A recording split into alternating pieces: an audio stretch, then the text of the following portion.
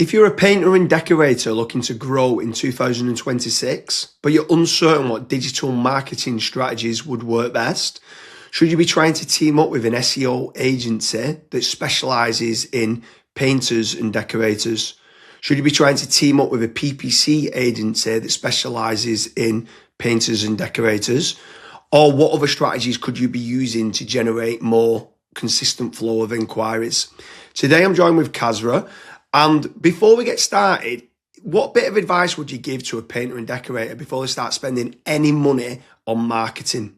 So the biggest piece of advice that I would give to a painter and decorator would be to set up some KPIs. You want to check profitability of your digital marketing efforts.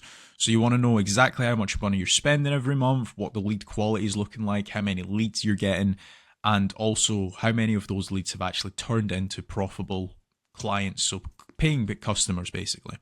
Once you have those numbers in place, you can then predictably scale certain campaigns up or double down on certain stuff that is working for your company, or switch certain campaigns off if they're not working for you. So James, for a painter and decorator, what are some digital marketing strategies that you would recommend? Branding or brand SEO and making certain that you're looking good online, you've got a strong reputation. I think everything needs to start, the foundations need to start with a positive kind of brand SERP of who you are and what you do. So a SERP stands for search engine results page, and getting that branding right across the board then can lead on to other things of what you can be doing. It will improve your conversion rate on paid ads or social media. Any leads that you get in, the conversion rate would be good. If at the 11th hour they're going to decide who you're going to go with, branding I think becomes very, very important. So I'd say that's the first thing that people need to get right for all digital marketing strategies. My next strategy is going to be AI visibility. I feel like more and more companies are actually looking into this. So what does ChatGPT, Claude, Gemini, Grok, Perplexity say about your brand or about your business? Is it a positive thing or is it a negative thing? And also trying to figure out what it says about your competitors as well.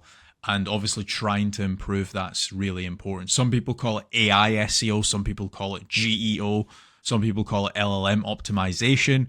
But this is going to be a big thing in 2026 and also in the years to come as well. Yeah, I think that's a huge strategy that people need to be looking at with regards to artificial intelligence. More and more people are obviously using AI. The next one for me is filling in the form at FatRank or Promo SEO, which do a commission-based lead generation service for UK companies looking to grow. I think it's important to be looking at your own digital marketing efforts to generate your own leads, but also if you can use some freelancers and outsource some as well, you've got that diversification of leads. So head on over to fatrank.com, fill in the form and see whether they can help you with a no risk supply of inquiries.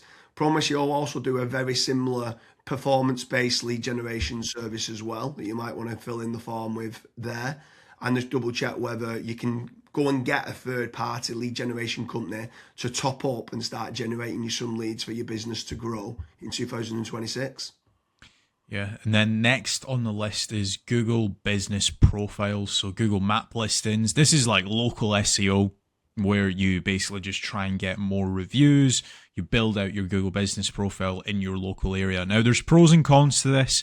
I think the biggest pro is that once it is actually ranking, you're going to be consistently generating leads. However, to get from nowhere, like let's say you do not have a Google Maps listing at all, to get it ranking to position number one, the issue you've got with that is there might be, let's say, a 60 or 100 review deficit. And to obviously get those reviews, you need leads. So it's one of those things. It's like the chicken and the egg.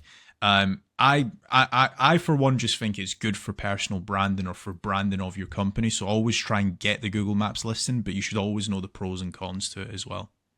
Yeah, for certain. If you're in a local area, you want to try and get those local maps listing. For me, you need to be omni-channel and omnipresent. Yeah. I think the next part is SEO in general, so organic SEO. Can you be building up your website to try and get your website ranking better? If you are in local area, you might want to do your service with the area of where you cover. So like plumbing in Manchester, create a page for that. Hopefully then share that on the Google business profile of what you mentioned. But trying to get organic rankings, the amount of search volume that people are out there searching for different services of what you do, or it could be some blog posts that you could be doing as well. There's different strategies on there that you can be doing, but ideally you want good quality content, build up topical authority, and try and get some third-party backlinks to power up the site to get those organic SEO rankings. I think that's another big part that you need to be doing as part of your digital marketing strategies in 2026.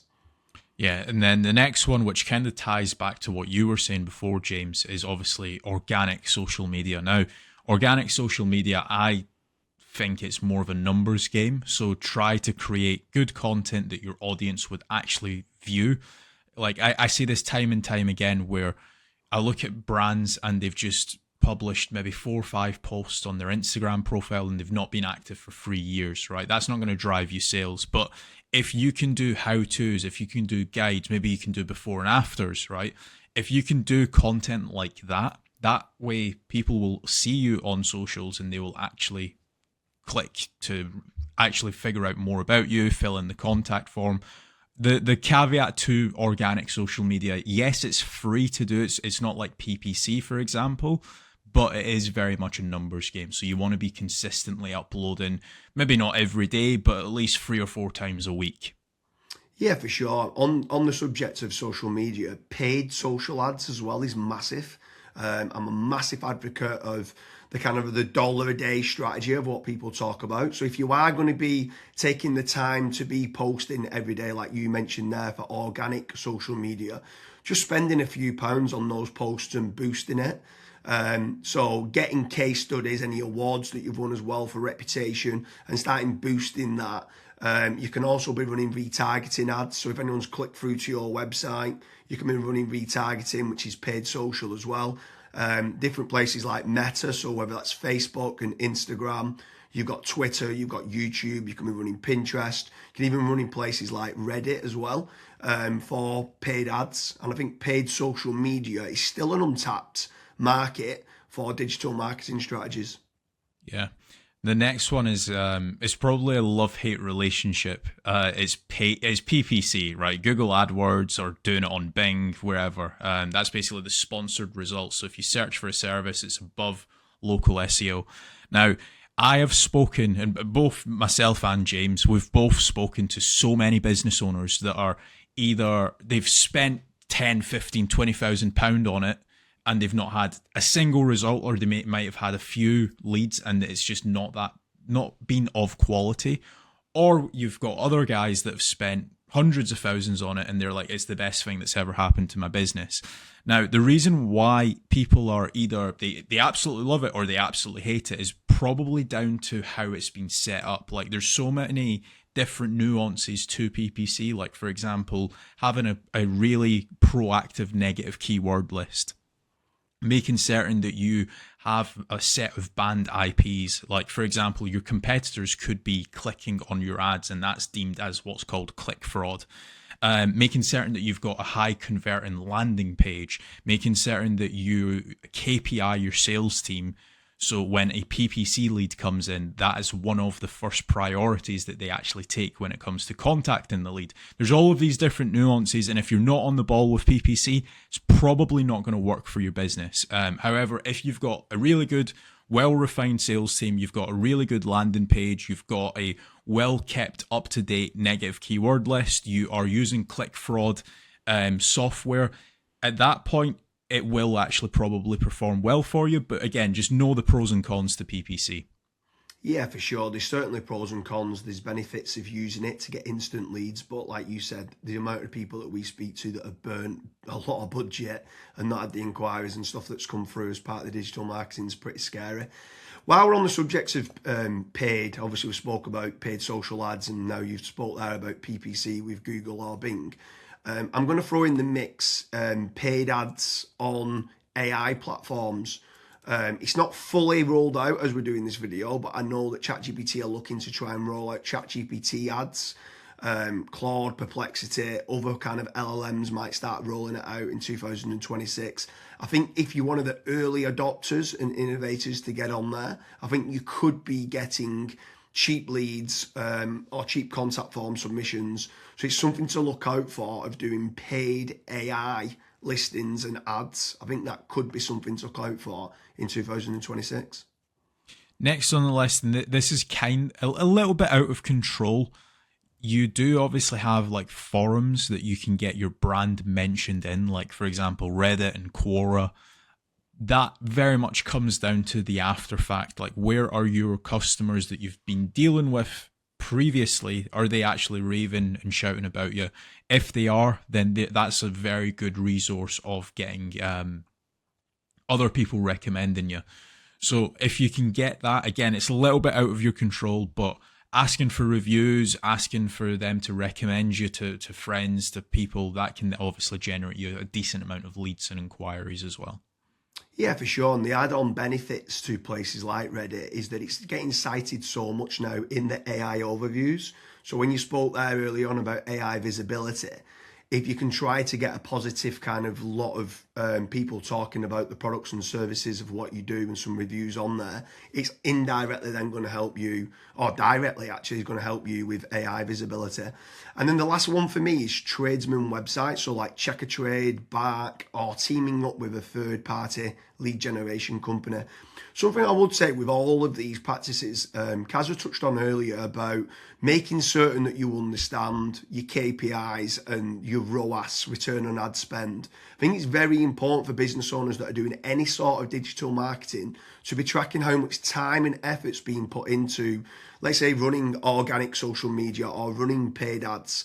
Everything should have KPIs put in place. And this is exactly the same then with tradesman websites like Check a Trade, Bark, Rated People, My Builder. These could all be amazing platforms to generate leads that could get you a positive return on investment. And if you do, you should continue to be using those platforms. There's certain lead generation companies out there as well that could generate you quite a lot of leads. They could be using organic SEO or PPC or social media ads to generate you those leads. But if they are getting you a positive return on investment, again, I'm all for it as part of your digital marketing strategies. But I just want to repeat one more time with regards to FatRank and Promo SEO. They do lead generation and they guarantee a return on investment. It's a commission-based lead generation service or performance-based lead generation service.